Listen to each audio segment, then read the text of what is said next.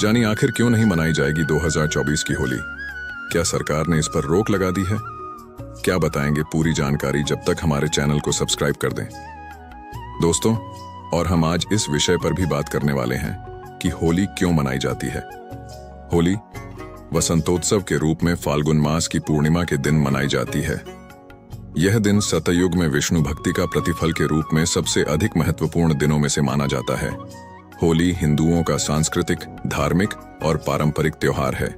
सनातन धर्म में प्रत्येक मास की पूर्णिमा का बढ़ा ही महत्व है और यह किसी न किसी उत्सव के रूप में मनाई जाती है।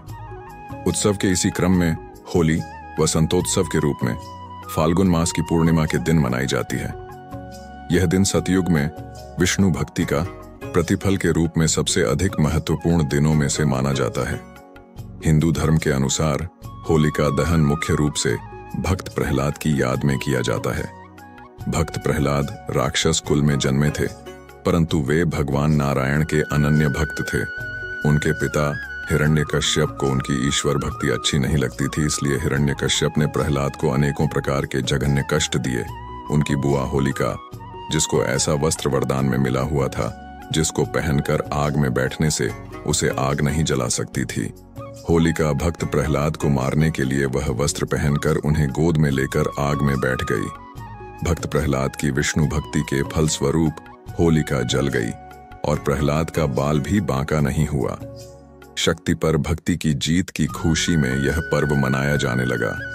साथ में रंगों का पर्व यह संदेश देता है कि काम, क्रोध, मद, मोह एवं लोभ रूपी दोषों को त्याग कर ईश्वर भक्ति में मन लगाना चाहिए।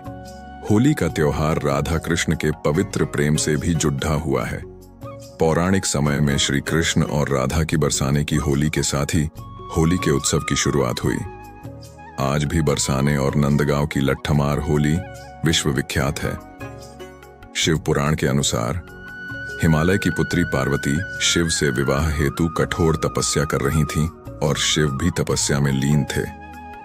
इंद्र का भी शिव पार्वती विवाह में स्वार्थ छिपा था कि ताद्दकासुर का वध शिव पार्वती के पुत्र द्वारा होना था। इसी वजह से इंद्र आदि देवताओं ने कामदेव को शिव जी की तपस्या भंग करने भेजा। भगवान शिव की समाधि को भंग करने के लिए कामदेव ने शिव पर अपने पुष्प वाण से प्रहार किया था। उस वाण से शिव के मन में प्रेम और काम का संचार होने के कारण उनकी समाधि भंग हो गई। इससे क्रुद्ध होकर शिव जी ने अपना तीसरा नेत्र खोल कामदेव को भस्म कर दिया। शिव जी की तपस्या भंग होने के बाद देवताओं ने शिव जी को पार्वती से विवाह के लिए राजी कर लिया। कामदेव की पत्नी रति को अपने पति के पुनर्जीवन का वरदान और शिव जी का पार्वती से विवाह का प्रस्ताव स्वीकार करने की